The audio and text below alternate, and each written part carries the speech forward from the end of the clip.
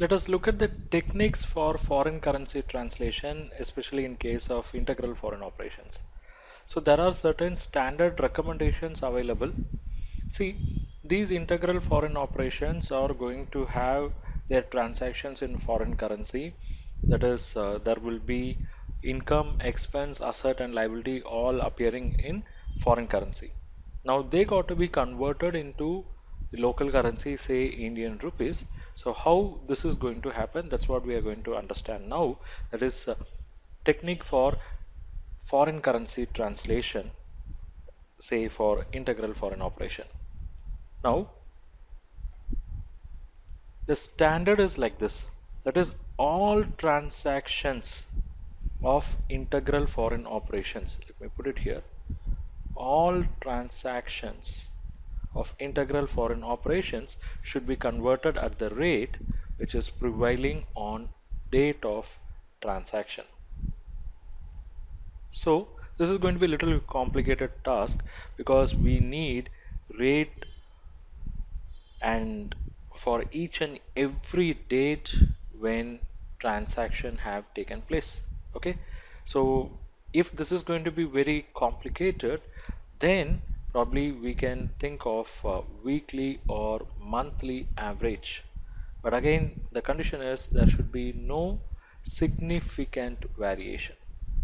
Okay, so please understand, in case of integral foreign operation, the requirement is all transactions should be converted at the rate prevailing on the date of transaction, and this would require date-wise details of transactions entered by that foreign operation along with the rates.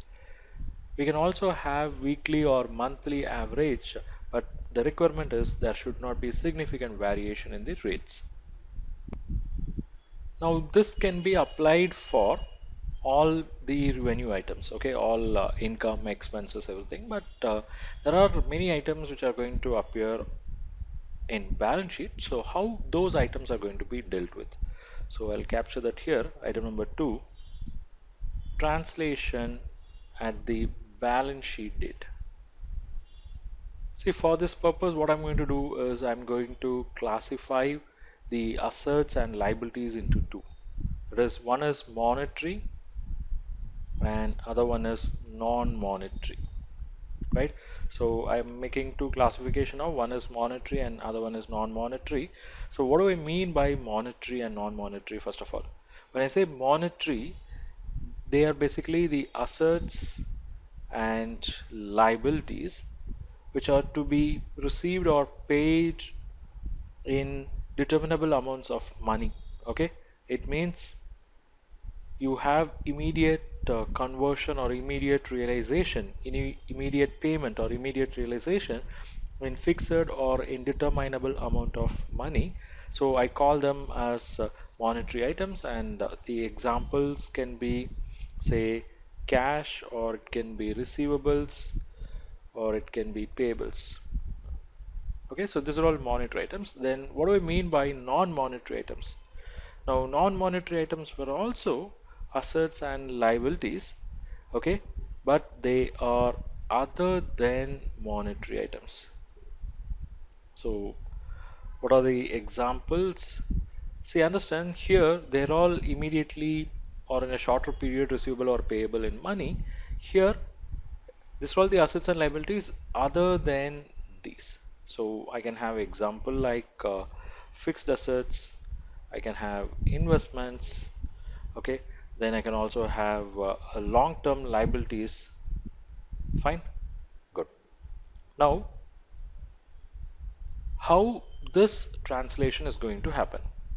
In case of integral foreign operation, all the monetary items should be converted into reporting currency by picking up the rate on the closing date. Okay, by picking up the rate on the closing date. When I say closing date, in Indian context it is 31st March. So this is the rule for monetary items. In case of monetary items, they got to be converted into the reporting currency, that is Indian currency, by converting them at the rate prevailing on closing date. Okay, so I can also call this as closing rate. Now, what about non-monetary items?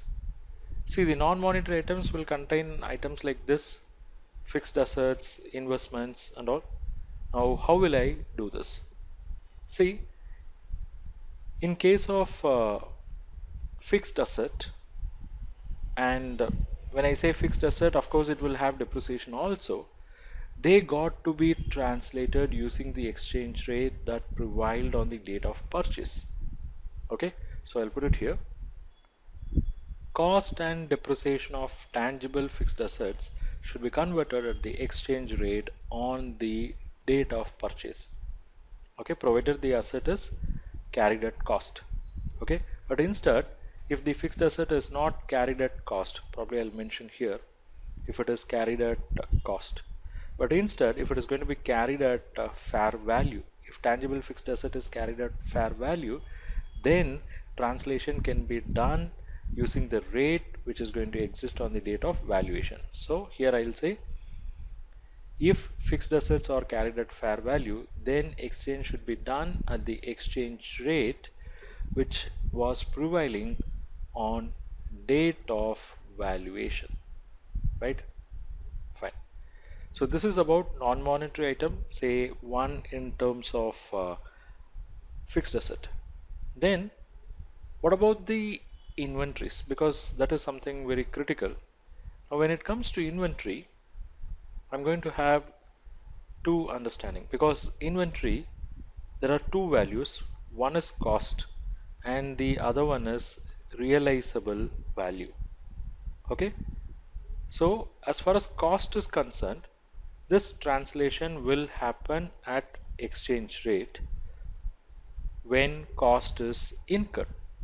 Okay, so we have to find out what is the inventory cost. For that we have to do the translation, and this will be done at the exchange rate that existed when the cost of inventory was incurred. How about the realizable value?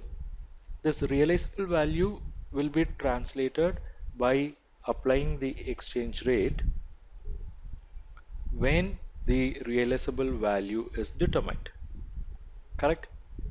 So please understand, when it comes to inventory, inventory will be converted by using the exchange rate when the cost was incurred. But inventory, you have to say it is cost or realizable value, whichever is lower.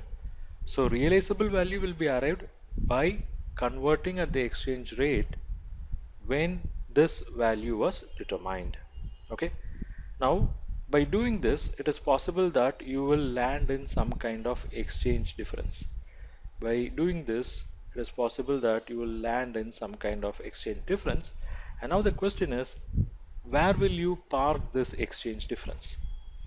If there are any exchange difference which is going to arise because of translation of financial statement of this integral foreign operation, it should be charged to profit and loss account.